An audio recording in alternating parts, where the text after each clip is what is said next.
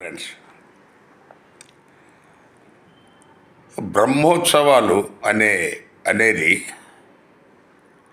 మనకు ఈ వరహ పురాణం, తర్వాత భవిష్య పురాణం, తర్వాత వెంకటేశ్వర స్వామి సుచరిత, వీటిలో మనకు చెప్పబడిన విధంగా వెంకటేశ్వర స్వామివారికి మనకు సంవత్సరంలో 2 సార్లు బ్రహ్మోత్సవాలు చేస్తారు.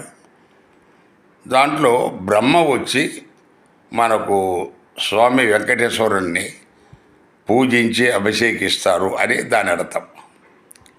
కానీ ఈ మధ్య ఈ స్వలాభం కోసం, తర్వాత ధనార్జన కోసం, తర్వాత మనము ఈ ప్రతి గుడిలో ఉన్న ధర్మకర్తలు కొంత అమౌంట్ను ఈ బ్రహ్మోత్సవాల పేరుతో వసూలు చేసుకోవడానికి అన్ని గుడులల్లో ఈ మధ్య ఈ బ్రహ్మోత్సవాలు మొదలుపెట్టారు. ఇంక్లూడింగ్ సాయిబాబా కూడా బ్రహ్మోత్సవం మొదలుపెట్టారు. ఇది చాలా మనకు దారుణమైన విషయం.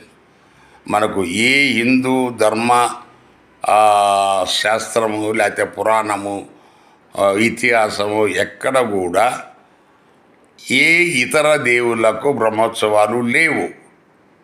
కేవలము వెంకటేశ్వర స్వామి గారికి మాత్రమే ఈ బ్రహ్మోత్సవాలు ఉన్నాయి.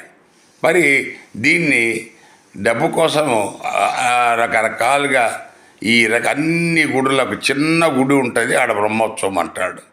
ఆడ మనకు మరి ఈ రకమైన మనము ఈ అనైతిక కార్యక్రమం కింద చెప్పాలి.